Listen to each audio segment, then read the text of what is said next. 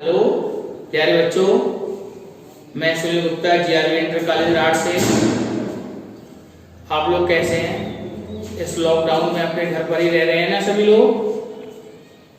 मैं आपसे इसी बारे में थोड़ा सा बात करने चाह रहा था। तो मैं आप लोगों से ये कह रहा हूँ कि इस दूसरे लॉकडाउन में आप सभी को पहली बात तो अपने घर पर ही रहना है। दूसरी बात यह है कि अगर कोई विशेष परिस्थिति में आपको घर से बाहर निकलना पड़े तो आप अपने मुंह को, सिर को अच्छी तरह से कपड़े से ढककर ही बाहर निकलें। इसके लिए आप तौलिए का इस्तेमाल कर सकते हैं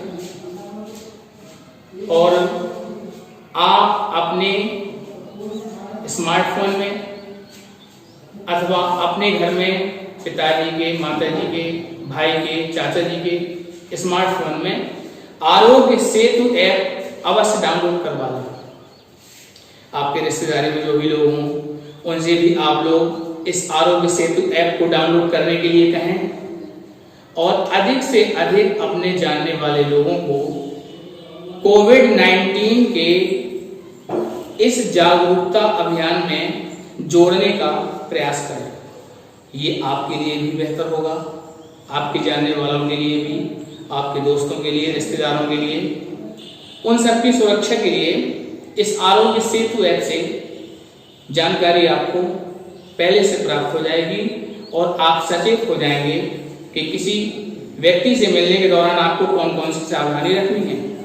इस प्रकार आप कोरोना से स्वयं बचेंगे और दूसरों को भी बचाने का प्रयास करेंगे। ठीक है बच्चों, तो ध्यान से आप लोगों को ये जो नई बातें बताई गई हैं उनको फॉलो करना है।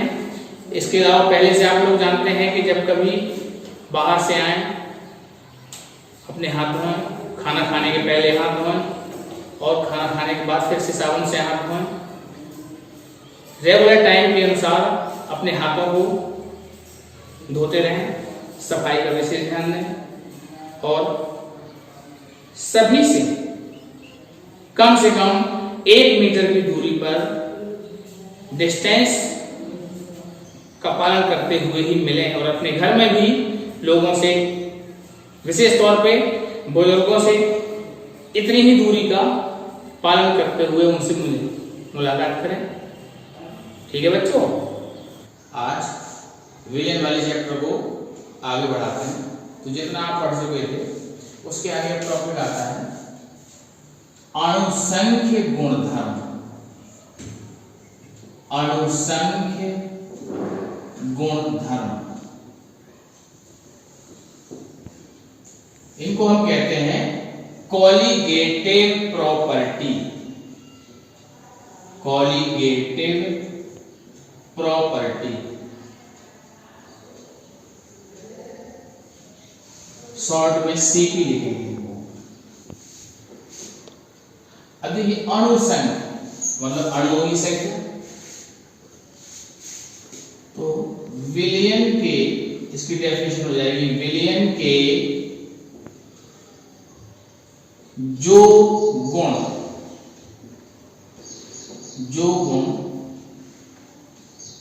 उसमें उपस्थित विलेय के कणों, यहां अणुओं के स्थान पर हमने कणों कर लिया, कणों की संख्या पर निर्भर करते हैं उन्हें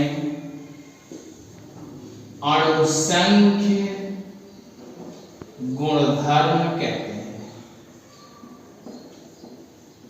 तो इस बात को आप अंडरलाइन कर लेंगे, विलेय के कणों की संख्या पर निर्भर, केवल विलेय के कणों की संख्या पर निर्भर करने वाले, विलेय की प्रकृति पर नहीं, केवल विलेय के कणों की संख्या पर निर्भर करते हैं। यहां पुस्तक में लिख देते हैं विलेय की प्रकृति पर नहीं, जबकि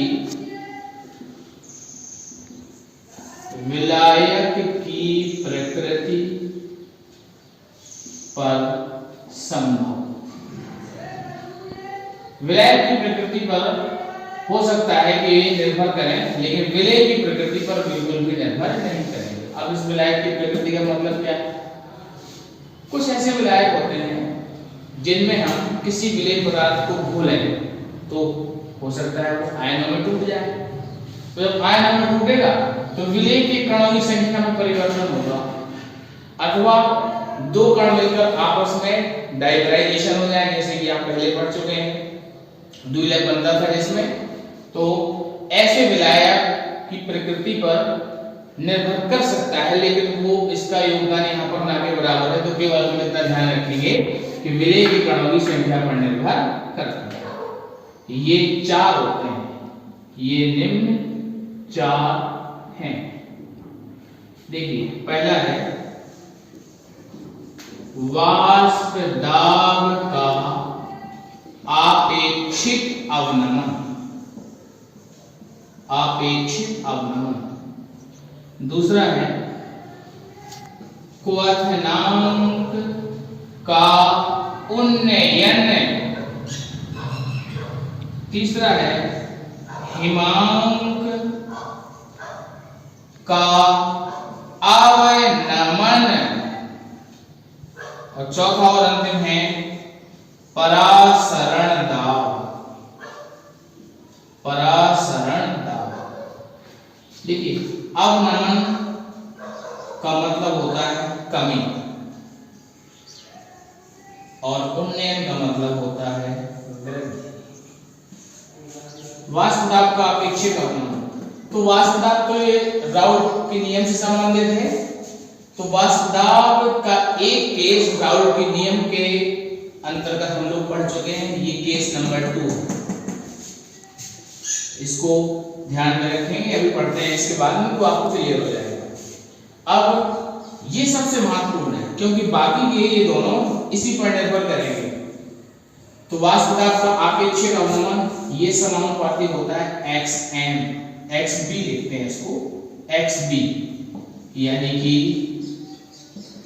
विलेय का मोल प्रभाज। क्वथनांक का उन्नयन निर्भर करता है स्मॉल m, और ये है मोललता। मोललता आप लोग जानते होंगे, इसका फॉर्मूला होता है N/W/kg। और हिमांक का अवनमन भी निर्भर करता है m, यानी कि मोललता। ये बिल्कुल सेम हो गया क्वथनांक की तरह, बस इतना फर्क है, एक में वृद्धि होती है, एक में कमी होती है। और परासरण दाब ये समानुपाती होता है मोल प्रति लीटर सांद्रता। मोल प्रति लीटर सांद्रता, जिसको हम C लिखेंगे। इतनी बात समझ में आ रही? अब एक एक करके इनका हम अध्ययन करते हैं। हाँ, तो पहला वाला है अणुसंघ गुणधर्म वाष्प दाब का आपेक्षिक अवनमन। आपेक्षिक अवनमन, इसको हम राउल्ट का नियम केस सेकेंड भी कह सकते हैं। राउल्ट का नियम केस सेकेंड, इसकी अंग्रेजी बनेगी relative, RELATIV, relative logarithm, LOWERING, logarithm of vapour, VAPOUR, pressure, PRESSURE। Short में इसको हम लिखेंगे, देखिए R से रिलेटिव से R, लोगरिथम से L, वेपर से V और P, RLVP। ध्यान रखिए, इसको हम इसी रूप में प्रयोग करेंगे, RLVP। तो इसके बारे में थोड़ा सा लिखना है आपको, मैं बोल रहा हूं और आप अपनी कॉपी में इसको एज इट इज लिखेंगे। किसी द्रव में कोई अवाष्पशील पदार्थ मिला देने पर उसके वाष्प दाब में जो कमी होती है उसे वाष्प दाब का अवनमन कहते हैं, और वाष्प दाब के अवनमन तथा विलायक के वाष्प दाब के अनुपात को वाष्प दाब का आपेक्षिक अवनमन कहते हैं। ठीक है, अब इसको नोट कर लेंगे आप लोग। अब इसको हम समझते हैं।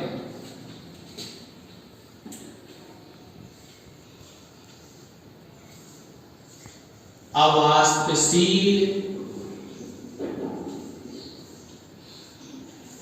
पदार्थ, ये मुख्यतः ठोस होगा, क्योंकि ठोस प्राय वाष्प में नहीं बदलते हैं, यद्यपि ठोस का वाष्प दाब होता है और ये बहुत कम होता है ठोस। और इसमें क्या क्या हो सकते हैं? चीनी हो सकता है, यूरिया हो सकता है,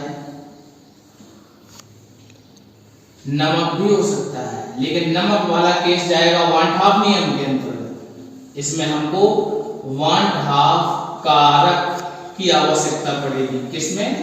नमक में। ध्यान रखिए, नमक 1/2 कारक के बिना सॉल्व नहीं होगा। इसको अभी आप दिमाग में रखें। लास्ट चैप्टर, लास्ट टॉपिक में, लास्ट वाले लेक्चर में इसको और क्लियर करा देंगे कैसे ये प्रभाव डालता है। तो अवाष्पशील पदार्थ को हमने वाष्पशील विलायक में घोला और बनाया विलायक।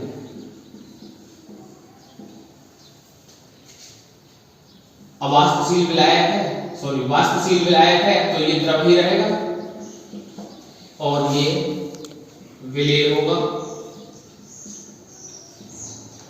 तो डायग्राम के माध्यम से समझने का प्रयास करते हैं कि हमारे पास पहले केवल शुद्ध द्रव है, शुद्ध द्रव। तो इसकी ऊपरी वाली परत में केवल इसी प्रकार के कण होंगे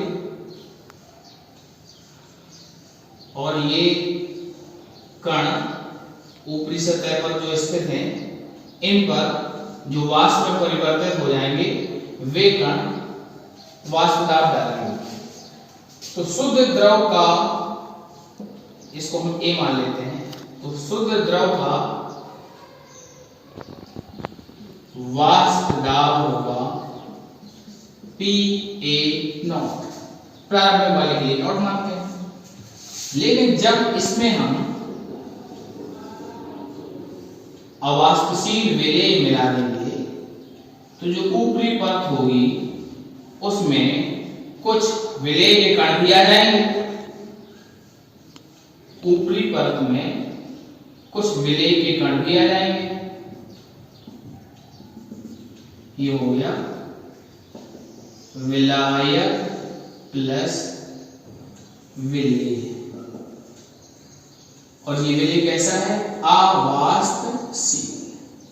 क्योंकि अगर वाष्पशील लेते तो केस नंबर 1 बन जाता राउल के नियम का, तो वो तो पढ़ चुके हैं हम लोग। अवाष्पशील विलेय मिलाकर हमने एक विलेय बनाया, ये कंप्लीट हमारा विलेय हो गया। तो आप लोग जानते हैं कि जब अशुद्धि मिला देते हैं किसी विलायक में तो कम वाष्प प्राप्त होती है। तो हम यहाँ दो कण बनाए दे रहे हैं, यहाँ पर हमने 3 बनाए। तो इसका जो प्रेशर होगा VP, वाष्प दाब, ये हो जाएगा अब PA, जो कि कम होगा किससे? PA0 से। ध्यान दीजिए, PA0 is greater than PA, ये आप लोग जानते हैं और इस बात को पहले भी पढ़ चुके हैं। अभी मैंने फिर से आपको बताया इसको। तो जो वाष्प दाब का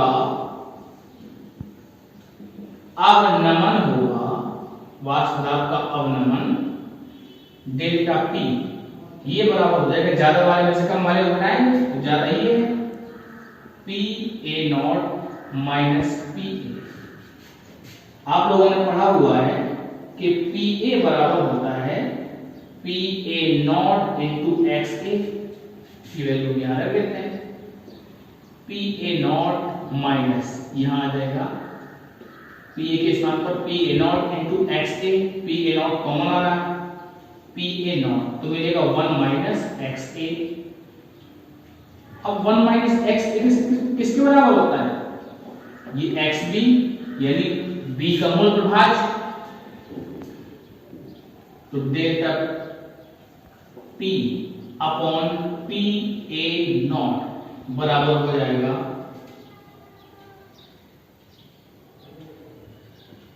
इसको यहाँ डेल्टा P बराबर हो जाएगा PA0 इंटू XB। PA0 को हम यहाँ भाग में ले आते हैं,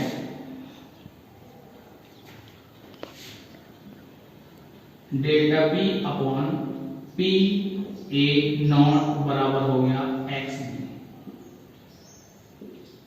इस टर्म को हम कहते हैं relative lowering of vapour pressure RLVP। जैसे कि परिभाषा में आपने लिखा होगा वो चीज हमको यहाँ पर प्राप्त हो गई। तो ये किसके बराबर है? XB। ये कहलाएगा विलेय का मोल प्रभाज। तो ये राउल्ट के नियम का उपयोग करने पर ही प्राप्त हुआ है। तो हम कह सकते हैं कि वाष्प दाब के आपेक्षिक अवनमन का मान विलेय के मोल प्रभाज के बराबर होता है। इस सेंटेंस को अपनी कॉपी में लिख भी लीजिए। क्लियर हुआ है? RLVP की वैल्यू इसके बराबर हो जाएगी XB। XB जो है देखो ये हमने विलेय B मान लेते हैं। अवाष्पशील विलेय कौन सा था? B। अब आप ध्यान दीजिए इस टर्म को हम सीधा लिख रहे हैं RLVP। तो अब इसके आगे देखिए RLVP बराबर हुआ XB और XB का मतलब V का मोल प्रभाज, ये बराबर हो जाएगा NB बटे NA धन NB। अब देखिए कोई विलयन बनता है तो विलयन बनने में विलेय बहुत कम लिया जाता है और विलायक अधिकता में रहता है। तो ये कंडीशन अप्लाई करते हैं क्योंकि NA is very very greater than NB, अर्थात A क्या है? विलायक के मोलों की संख्या और B क्या है? NB विलेय के मोलों की संख्या। ये बहुत कम है तो Na प्लस NB इसको हम लगभग Na के बराबर मान सकते हैं। देखिए NB की वैल्यू बहुत कम है तो इस पूरे टोटल को हम Na के बराबर मान सकते हैं। तो हमको प्राप्त हो जाएगा RLVP बराबर NB बटे Na। अब मोल वजन के फार्मूला क्या होता है? ग्राम में भार बटे अनुपात। तो यहाँ NB हो जाएगा WB बटे MB और फिर बटे लगाएंगे Na के लिए WA बटे MA। यहाँ हम बाहर भाग का गुणा और भीतर भीतर का गुणा करेंगे तो हमको प्राप्त होगा WB इंटू MA बटे WA इंटू MB। ये किसके बराबर? RLVP। अब ध्यान दीजिए हमको विलेय जो कि B है उसका अनुभार निकालना होता है। तो इसके लिए MB को हम इस तरफ ले आते हैं तो MB बराबर हो जाएगा WB इंटू MA बटे WA इंटू RLVP। इसको डिवाइड कर लेंगे और इस फॉर्मूले के द्वारा हम सीधे विलेय का मोलर मास प्राप्त कर लेंगे। अब देखिए दूसरा अनुषंग गुणधर्म है क्वथनांक का उन्नयन। Elevation ELEVATION elevation in boiling BOILING boiling point. तो इसके लिए क्वथनांक को समझ लेना बहुत जरूरी है। क्वथनांक का उन्नयन के लिए क्वथनांक को समझना बहुत जरूरी है। तो सीधा नोट ही कर लेते हैं। मैं बोल रहा हूं किसी द्रव का क्वथनांक वह ताप है जिस ताप पर उसकी वाष्पों का दाब वायुमंडलीय दाब कोष्टक में लिख देंगे 1 वायुमंडल के बराबर हो जाता है। प्रत्येक द्रव कोष्टक में लिखना शुद्ध विलायक का एक निश्चित क्वथनांक होता है, लेकिन उसमें कोई अवाष्पशील पदार्थ मिला देने पर क्वथनांक में वाष्प दाब की कमी के कारण वृद्धि हो जाती है। इसे क्वथनांक का उन्नयन कहते हैं। इस जानकारी को आप अपनी कॉपी में लिख लेंगे और ग्राफिक निरूपण के द्वारा इसको समझने का हम प्रयास करें।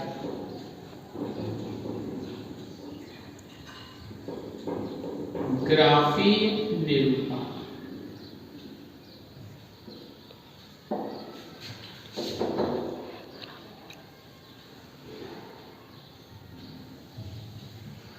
एक्स अक्ष पे हम टेम्परेचर और वाई अक्ष पर वेपर प्रेशर यानी वाष्प दाब। तो वाष्प दाब में ये 1 atm यानी 1 वायुमंडल की एक हम लाइन बना लेते हैं। तो वाष्प दाब तो बढ़ता है, ताप को बढ़ाना पड़ता है। तो हमारे पास पहले विलायक है, पहली कंडीशन में विलायक ताप बढ़ाएंगे, बढ़ेगा वाष्प दाब और बढ़कर जैसे ही एक वायुमंडल को टच करेगा, देखिए कितना मान प्राप्त हुआ हमको। तो नीचे की तरफ आने पर ये जो वैल्यू हमको प्राप्त हो जाएगी इसको हम कहेंगे TB0, मतलब विलायक का क्वथनांक हमको प्राप्त हो। अब जब विलयन बनता है तो इसका वाष्प दाब कुछ घट जाता है, तो नीचे से बनाना शुरू करेंगे हम। ये 2 हो गया, ये हो जाएगा विलयन के लिए। तो यहां से बनाना स्टार्ट करें। अब देखिए ये जब एक वायुमंडल को जाकर टच करेगा तो उसके लिए नीचे देख कितना टेम्परेचर मिला हमको, कुछ ज्यादा मिला TB0 से, तो ये कहलाएगा TB। और ये जो डिफरेंस है इसको हम कहेंगे T डेल्टा TB बराबर TB माइनस TB0, और ये केल्विन में व्यक्त किया जाएगा। ये अलग बात है कि डेल्टा TB केल्विन में और सेल्सियस में अंतर होने के कारण वैल्यू में सेम रहेगा, लेकिन अगर हम TB और TB0 की वैल्यू के बारे में बात करें तो वो केल्विन में अलग होंगी। जैसे कि जल है, जल का शुद्ध अवस्था में क्वथनांक 100 डिग्री सी, और उसको केल्विन में बदलेंगे तो 273। मान लीजिए हमने कोई इसमें विलय मिला दिया और बना विलयन, उसका क्वथनांक हो गया 105। तो 105 और 100 का अंतर निकालेंगे, सेल्सियस में 5 आएगा। अब 273 और 5 है तो हो जाएगा 278। तो 278 और 273 का अंतर निकालेंगे तो 5 आएगा। केल्विन में भी 5 और सेल्सियस में भी 5, लेकिन फर्क होगा तो इनके अलग अलग मानों में, सेल्सियस में अलग मिलेगा, केल्विन में अलग, लेकिन दोनों का अंतर दोनों में सेम रहेगा। इस बात को ध्यान रखेंगे। तो बच्चों ये आपको ग्राफ के माध्यम से समझ में आया। चूंकि विलयन का वाष्प दाब घट जाता है, इसलिए हमें अब एक वायुमंडल दाब तक ले जाने के लिए ज्यादा गर्म करना पड़ेगा, जिससे कि क्वथनांक में वृद्धि हो जाएगी। अब इसी के अंतर्गत आता है मोलल उन्नयन स्थिरांक, मोलल उन्नयन स्थिरांक, MOLAL मोलल एलिवेशन कांस्टेंट।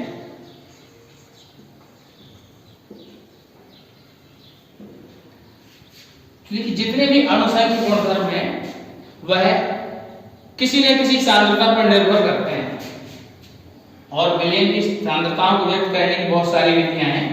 तो यहां पर राउट ने बताया कि राउट के अनुसार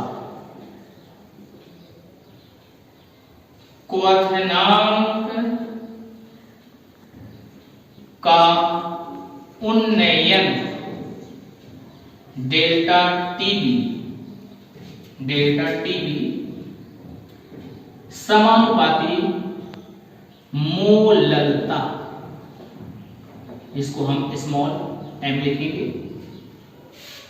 तो समानुपाती हटाने पर एक नियतांक आएगा Kb इंटू, अब मोललता किसके बराबर होता है, m बराबर होता है n/W/kg, रख देते हैं n/W/kg।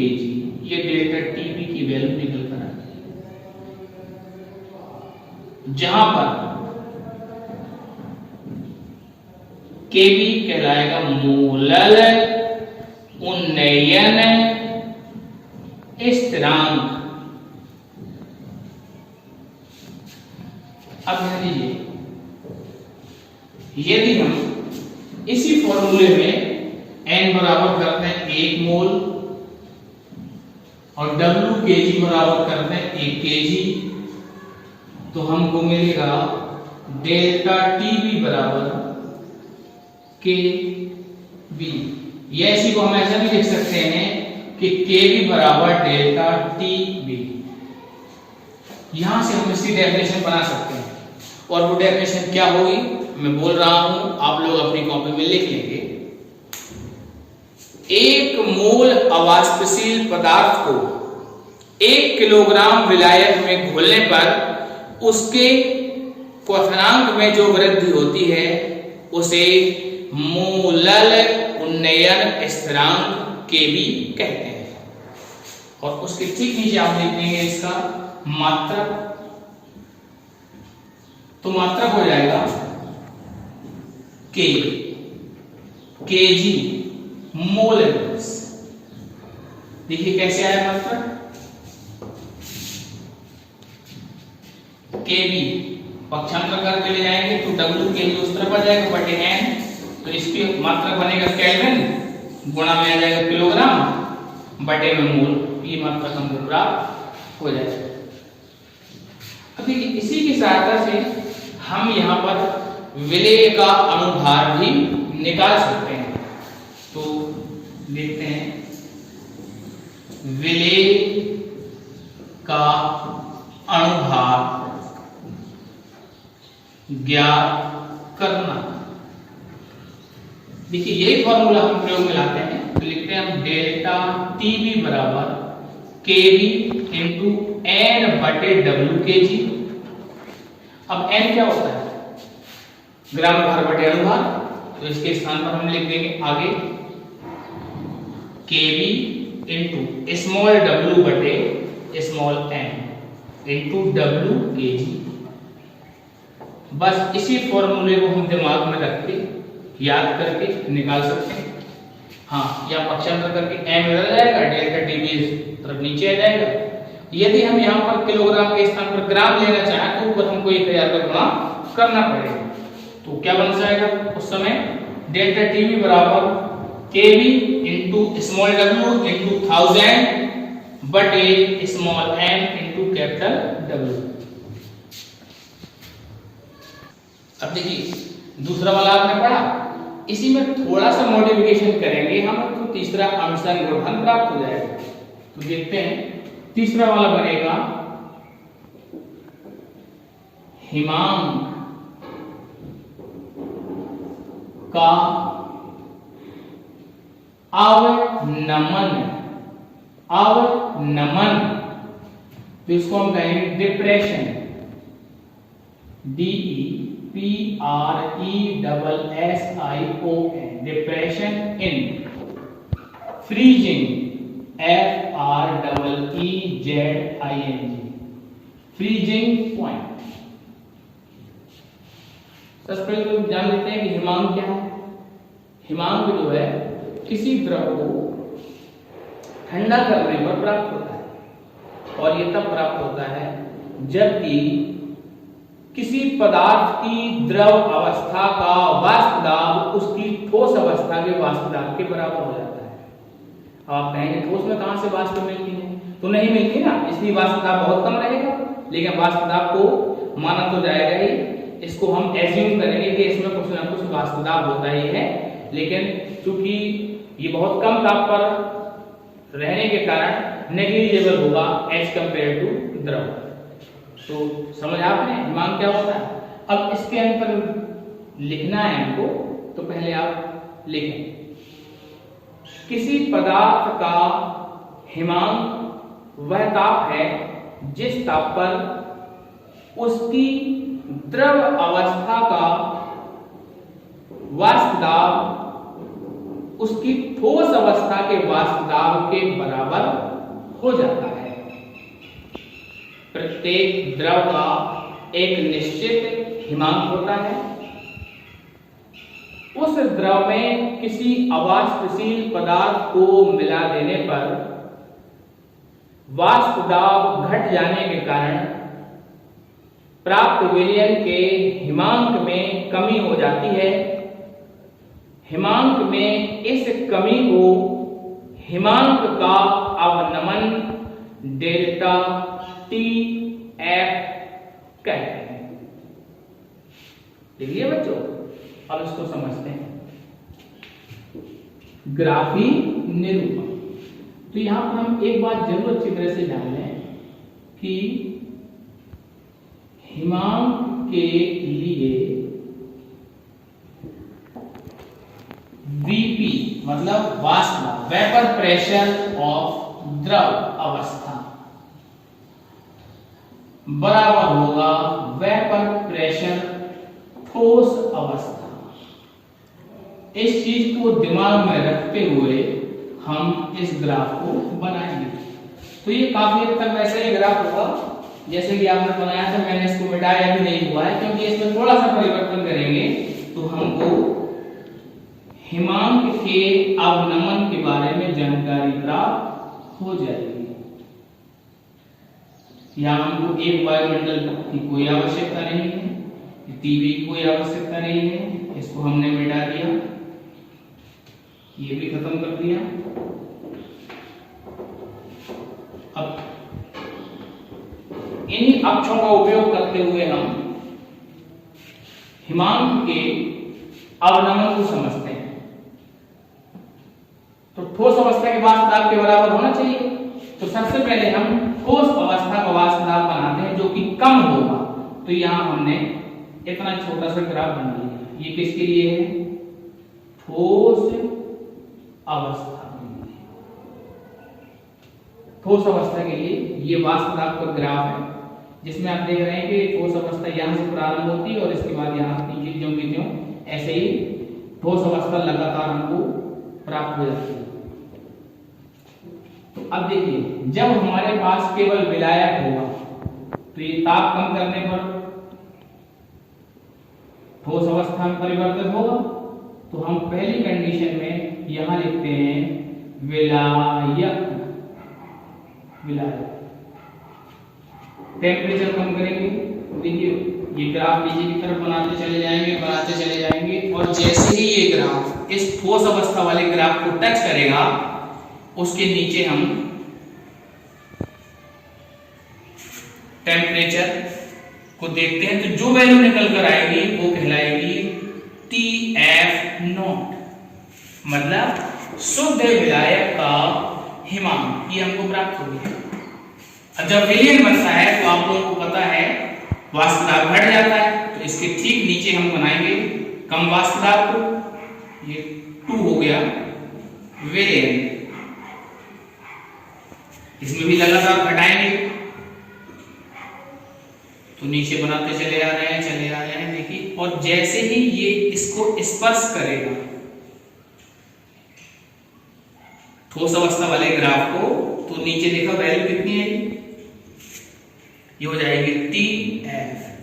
आप देख पा रहे हैं TF का मान कम होगा TF नॉट से, तो इस कमी को ही हम हिमांक का अवनमन कहेंगे। तो इसमें ज्यादा वाला मान ये है TF नॉट, तो ये डेल्टा TF बराबर होगा TF नॉट माइनस TF, और ये भी पहले की तरह केल्विन मात्रक में व्यक्त किया जाएगा। तो जैसे आपने वहां पढ़ा था मोलल उन्नयन स्थिरांक, यहां अब आपको पढ़ना है मोलल अवनमन स्थिरांक। मोलल अंग्रेजी होगी इसकी डिप्रेशन, DEPRESSION।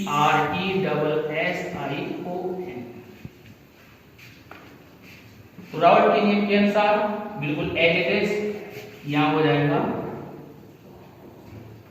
हिमांक का अवनमन